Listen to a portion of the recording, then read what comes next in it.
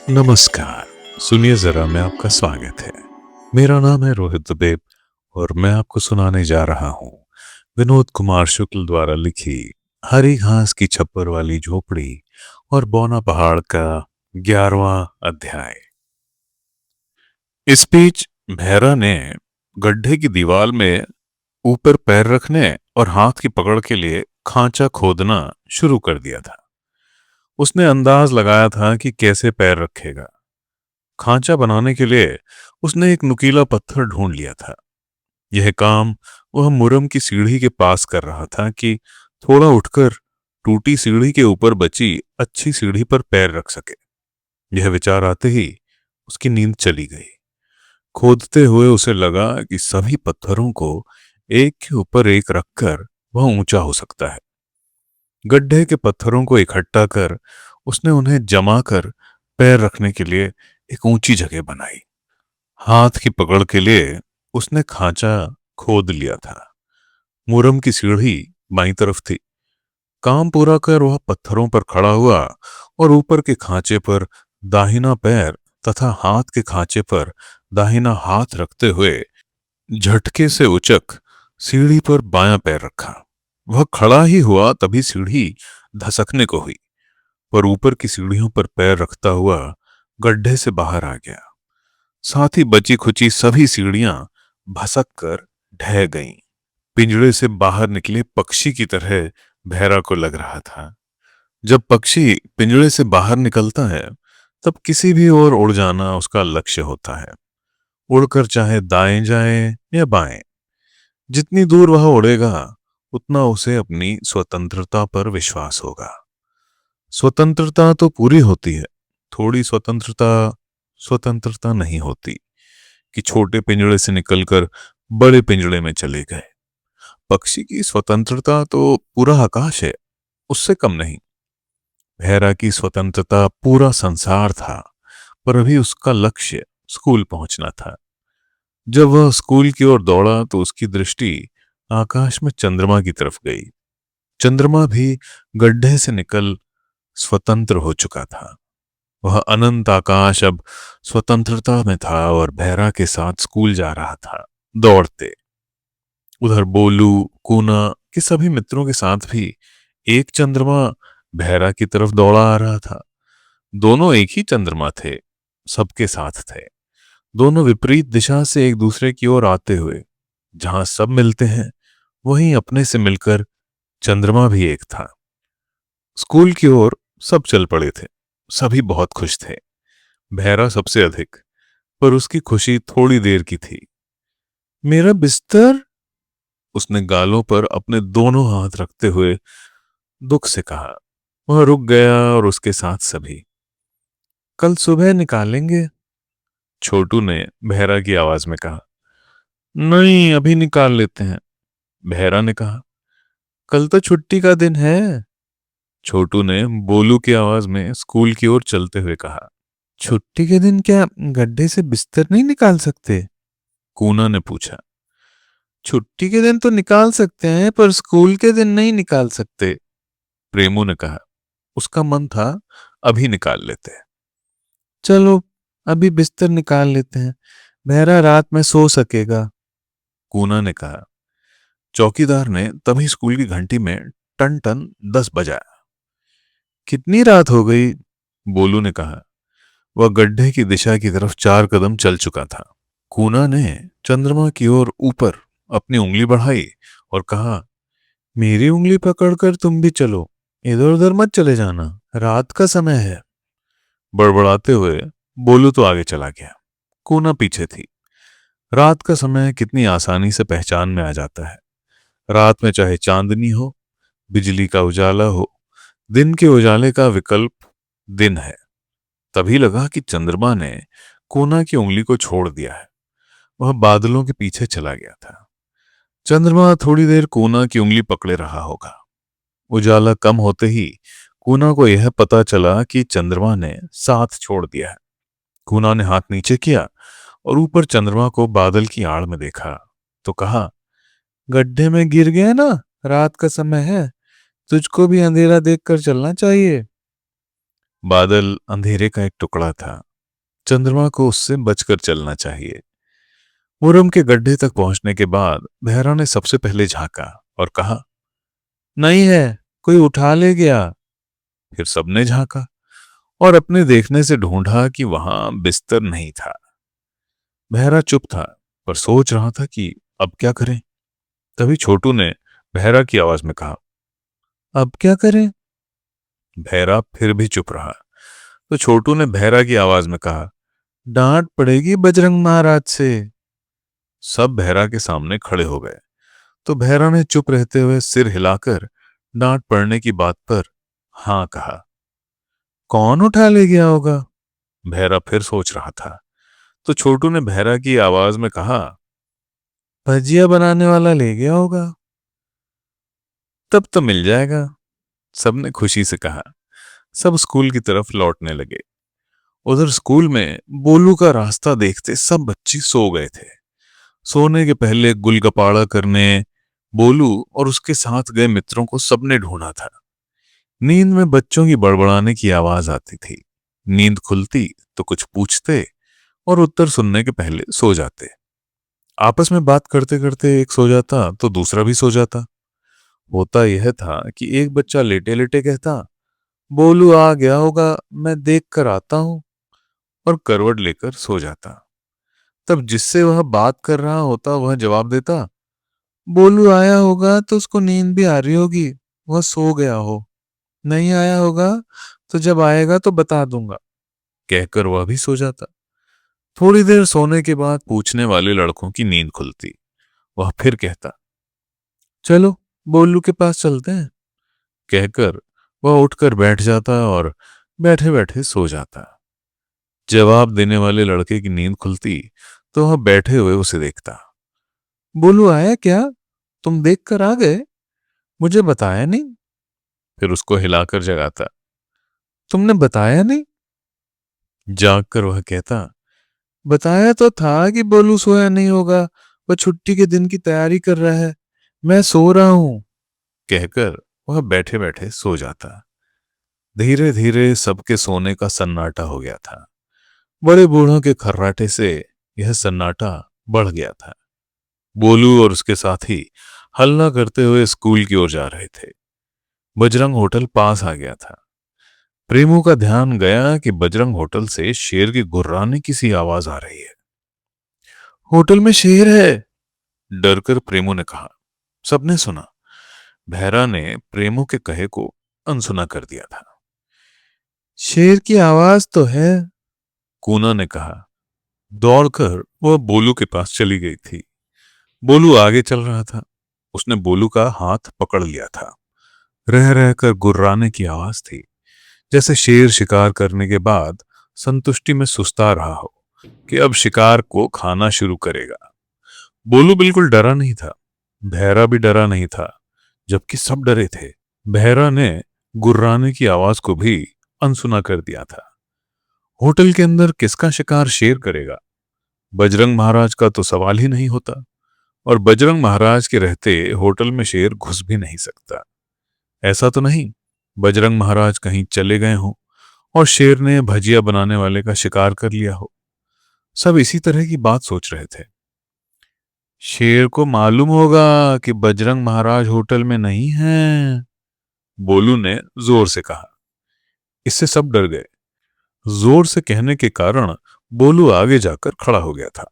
सब उसके पास आ गए तो बोलू ने फिर एक एक शब्द रोक कर कहा और एक एक शब्द कूदता हुआ चला।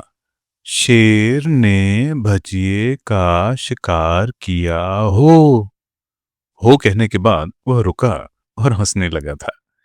फिर जब सब उसके पास आए तो बोलू ने बहरा का हाथ पकड़ा और बहरा का हाथ पकड़े चलते चलाते कहा, शेर पहले भजिए का शिकार करता है, फिर भजिया खाता है। शेर भजिया जहां बनती होगी उसके पास की चट्टान के पीछे छुपा रहता होगा। गरम गरम भजिया झारा भरकर भजिया बनाने वाले थाले में डालता होगा। तभी शेर छलांग लगाकर वहां कूदता होगा। डर कर सब भागे होंगे। शेर अपने पंजे के नाखून भजिए के ढेर में गड़ा देता होगा।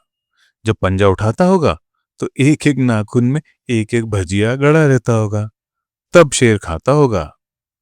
यह दृश्य कांटे से भजिया खाने जैसा हो। बोलू ने पूछा, बहरा सुन, अनसुना मत करना।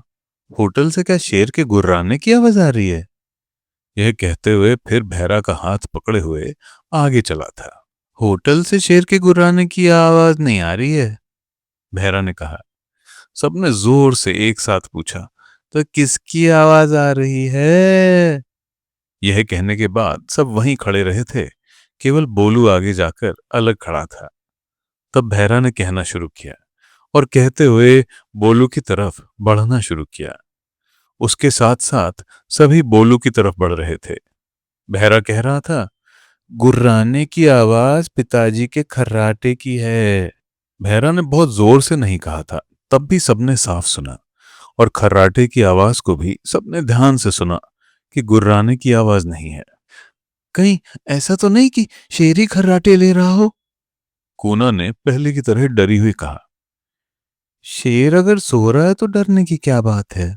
बीनू ने धीरे से कहा कि शेर न जाग जाए।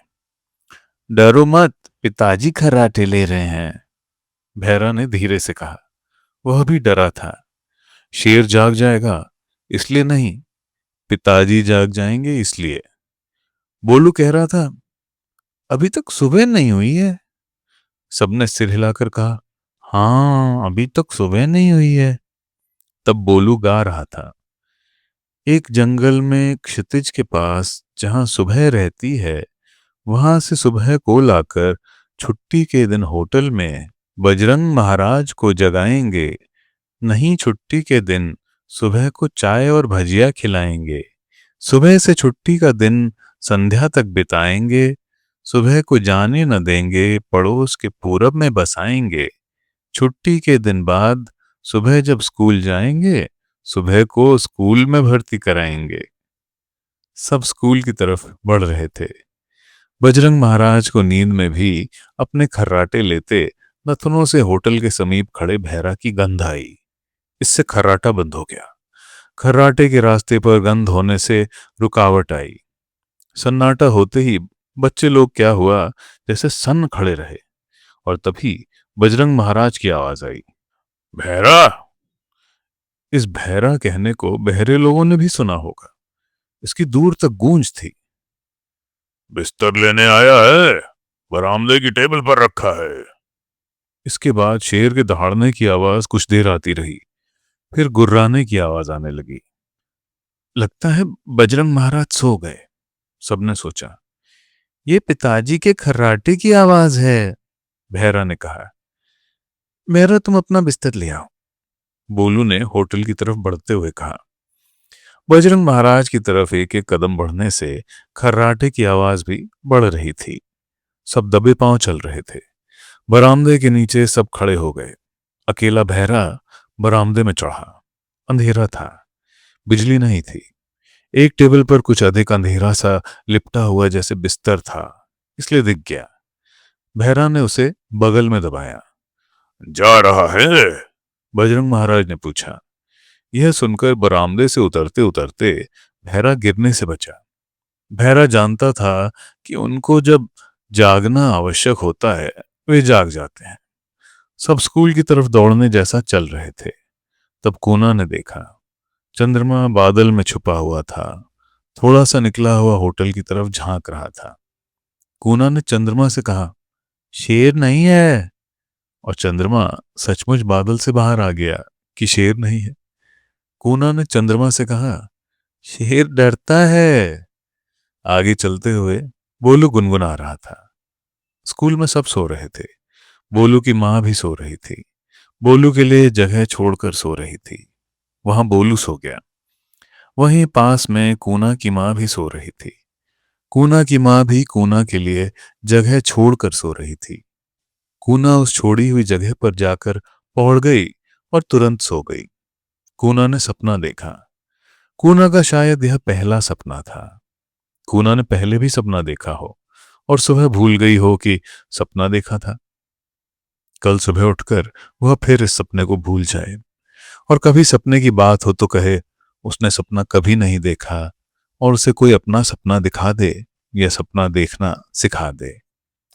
कूना सपने में देख रही थी कि बोलू उसे कूना कहकर बुला रहा है। वह बोलू को अनसुना कर रही है, पर एक लड़की जो उसके बराबर है और वैसी ही दिखती है जैसी वह दर्पण में दिखती है, बोलू के बुलाने से बोलू की तरफ जा रही है। वह बोलू की तरफ वैसे ही जाती है जैसे वह अपने को दर्पण में जाते हुए देखती है, और वह बोलू जो दर्पण में दिख रहा है के पास जाकर खड़ी हो जाती है। फिर सोई हुई कूना स्वप्न के दर्पण में अपने को बौना पहाड़ कर देखती है। वहां बोलू, प्रेमो, भैरा, बीनू को देखती है। वह दर्पण की कूना से पूछती है कि छोटू कहाँ है। दर्पण की कूना उसे अनसुना कर देती है और बौने पहाड़ के शिखर पर गहराई के मुख से पास जाकर खड़ी हो जाती है। बोलू और सभी उसके साथ होते हैं। दर्पण की कूना कहती है, हाथ पकड़कर अपन ही रस्सी बनाते हैं, लंबाई से नीचे तक जाते हैं। भैरा सबसे भारी है, वह लेटा हुआ सबके वजन को संभाले ऊपर रहेगा। जिसका सबसे कम भार होगा वो पहले नीचे उतरेगा। स्वप्न के दर्पण में कूना को दिख रहा था कि कूना का हाथ बोलू ने पकड़ा। बोलू संभले हुए लेट गया और कूना गहराई में लटक गई। लेटे हुए बोलू का पैर छोटू दबाए बैठ गया। लटकी हुई कूना के बदन से बिना बोले बोलू आगे खिसका, जिससे कूना थोड़ा और नीचे चली गई। धीरे धीरे बोलू कूना के वजन से आगे खिसकता रहा। छोटू बोलू का पैर पकड़े लेट गया। छोटू का पैर बीनू ने पकड़ा। फिर बीनू छोटू का पैर पकड़े लेट गया। बीनू का पैर प्रेमू ने पकड़ा। भैरा प्रेमू का पैर पकड़ने के लिए तैयार हो गया और आखिर में भैरा ने प्रेमू का पैर पकड़ा। सबको संभाले हुए भैरा था। कूना के बाद बोलू नीचे चला गया था। भैरा ने प्रेमू से कहा, तुम अपने को नीचे जाने दो। आगे खिसक कर भैरा ने थोड़ी ढील दी। इन सब के बाद प्रेमू नीचे चला गया और अकेला भैरा सबके वजन को थामे ऊपर पेट के बल लेटा हुआ था। सबसे नीचे लटकी कोना कुछ बोल नहीं रही थी। पता नहीं कोना को क्या दिख रहा हो। बोलू ने कोना से पूछा, कोना कुछ दिख रहा है? कोना भर सीधी लटकी थी, बाकी सब उल्टे थे। उल्टे लटके हुए बोलू ने चलने के लिए अपने पैर हिलाए। इससे वो थरथराने जैसा हिला। बोलू का पैर पकड़े छोटू ने भैरा की आवाज में कहा, बोलू तुम कुछ मत बोलो, तुम्हारा पैर छूट जाएगा। बोलू के बोलने से सब एक साथ थरथरा गए। हिलने से अधर में लटकी कूना गहराई की दीवार से टकराते बची। गहराई में कुछ नीचे तक ऊपर का उजाला आ रहा था। कूना को मधुमक्खी का छत्ता दिखा। कूना ने जोर से कहा, मधुमक्खी का छत्ता दिख रहा है। बोलू चुप रहना, नहीं तो हिलने से मेरा हाथ छत्ते से टकरा जाएगा। बोलू चुप रहा। छोटू ने सुन लिया था। उसने कूना की आवाज में कहा, मधुमक्खी का छत्ता दिख रहा है। सबने ऐसे सुना कि कूना को सुन रहे हैं। भैरा ने भी सुना। अभी वह कुछ भी अनसुना करना नहीं चाहता था। छत्ते में मधुमक्खी नहीं है, कूना ने कहा। छोटू ने कूना की आवाज में कहा, छत्ते में मधुमक्खी नहीं है। यह सुनकर भैरा बहुत खुश हो गया। खुशी में वह मधुमक्खी के छत्ते को स्वयं देखने की इच्छा में कुछ आगे खिसक गया। बोलू को भी मधुमक्खी का छत्ता दिखा, पर वह चुप रहा। छोटू का हाथ बोलू और कूना को पकड़े रहने के भार से दुखने लगा। उसे समझ में नहीं आ रहा था कि वह किसकी आवाज में कहे कि उसका हाथ दुख रहा है और सबको मालूम हो जाए कि छोटू का हाथ दुख रहा है। उसने कहा, बीनू मैं छोटू हूं, बोलू की आवाज में बोल रहा हूं। मेरा हाथ दुख रहा है। मैं अधिक देर तक बोलू और कूना का भार नहीं उठा सकता। तुम प्रेमू से बोलो कि वो हम लोगों को ऊपर खींच ले। बीनू का हाथ भी दुखने लगा था।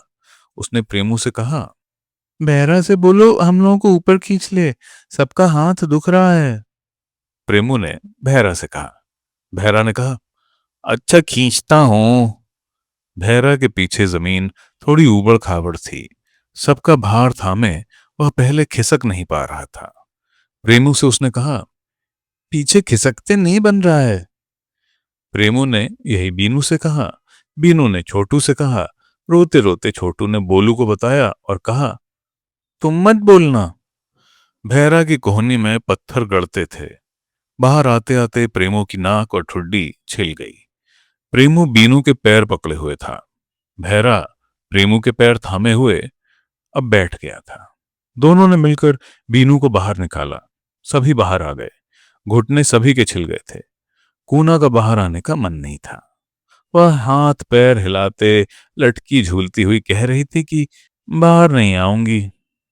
उसने बोलू का हाथ छोड़ दिया था कि वह गहराई को देखना चाहती है, परंतु बोलू ने उसका हाथ नहीं छोड़ा था। यहीं उसकी नींद खुल गई और वह सपने से भी बाहर आ गई, परंतु जागने पर वह अपना सपना नींद में भूल आई थी। उसे सपना याद नहीं था। स्कूल में भी सब बच्चों ने सपना देखा था। जब बच्चे मिले तो सबने चिल्लाया, हमने सपना देखा। केवल कूना ने नहीं चिल्लाया। उसने कहा, मैंने आज तक सपना नहीं देखा। कोई मुझे सपना दिखा दो, अपना ही सपना दिखा दो। छुट्टी के दिन की शुरुआत हो चुकी थी और सबकी नींद देर से खुली, बल्कि शायद सभी ने सपने सुबह सुबह देखे थे। बोलू ने भी सपना देखा। सपना उसे याद था। उसने देखा था कि वह चुपचाप चल रहा है और उसे दूर से अपने बोलने की आवाज आ रही है। बोलू ने जब अपना सपना सबको सुनाया तो छोटू ने कहा, सपने में मैं बोलू की आवाज में बोल रहा हूंगा, जिसे सुनकर बोलू बिना बोले चल रहा होगा। छोटू ने बोलू की आवाज में कहा, परंतु बोलू चला नहीं। वह खड़ा था और जम्हाई ले रहा था। प्रेमू ने कहा, छोटू, तुम अपने सपने में जोर जोर से बोल रहे होगे, जो बोलू के सपने तक सुनाई दिया। मैं छोटू के पास था, मेरे सपने में छोटू का बोलना क्यों नहीं सुनाई दिया? बीनू ने पूछा। तुम बोलू से दूर थे और छोटू बोलू की आवाज में बोल रहा था। छोटू अपनी आवाज में बोलता तो तुमको सुनाई देता, क्योंकि छोटू तुम्हारे समीप था। प्रेमू ने कहा। बहरा अभी तक नहीं उठा, चलो उसे उठाते हैं। बहरा की तरफ जाते हुए बोलू ने कहा। वह बहुत थका है, नहीं उठेगा। कोना ने कहा। क्यों थका है? बोलू ने कहा। सभी बच्चे बोलू और कोना की बात सुनते बरामदे में चल रहे थे। स्कूल का परिसर माँ, दादा, चाचा, बाबा, अजिया, बुआ, मामा, गाय, बछरू आदि से खाली हो चुका था। कूना का घोड़ा भी नहीं था। सुबह होते ही सब स्कूल से चले गए थे। इनके कारण स्कूल रात में घर जैसा था। अब स्कूल था। गुरुजी अपने काम पर लगे थे। एक गुरुजी निकलकर एक खाली कक्षा की ओर जा रहे थे। जाते जाते रुक गए। उन्हें लगा कूना कुछ कहना चाहती है। फिर लगा कूना कुछ नहीं कह रही है, तो उन्होंने कहा, अच्छे सपने सच होते हैं। यह कहकर वे कक्षा में घुस गए।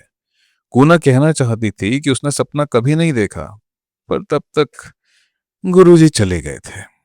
बच्चे छुट्टी के दिन की सुबह जल्दी उठना चाहते थे, नहीं उठ सके, पर बीती रात उनकी छुट्टी के दिन में शामिल हो गई थी देर सुबह तक देखा गया स्वप्न भी। स्वप्न का अनुभव भी अनुभव तो था। किसी को तैरना नहीं आता, वह सपने में तैर कर समुद्र को पार कर ले, पर तैरना न आने के कारण तालाब में डूब जाएगा। सबकी बातचीत हो रही थी। बोली बात रुककर सुनता और बोलकर चल पड़ता। उसी तरह बाकी समूह साथ में रुकता और चल पड़ता।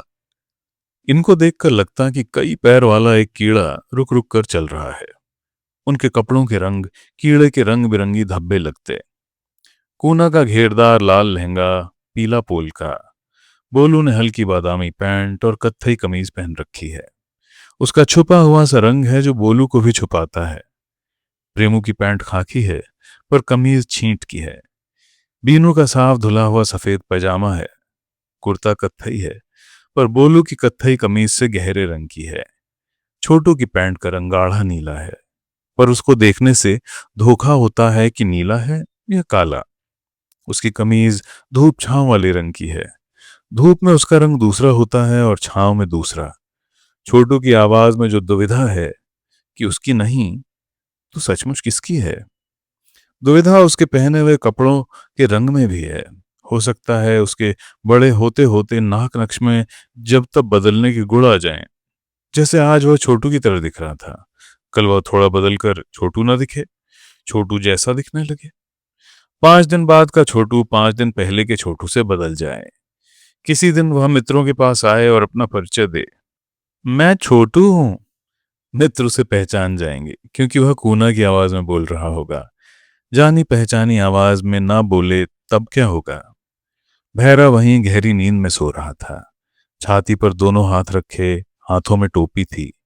टोपी छूट न जाए इसकी चिंता नींद में भी थी। भैरा जब सोने के लिए लेटा तो आंख मूंदते सोच रहा था कि जब उसने अपने पिता बजरंग महाराज से छुट्टी का दिन बिताने और रात को स्कूल में सोने की बात की थी, तब उसने घबराहट में कहा था, छुट्टी के दिन की पढ़ाई में स्कूल सबको जाना है, जैसे माता पिता, दादा दादी, नाना नानी।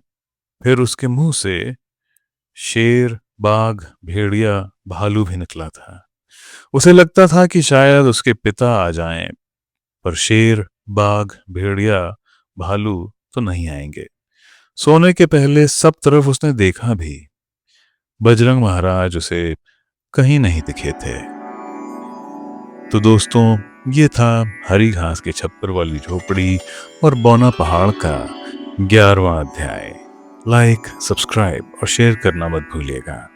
सुनने के लिए धन्यवाद।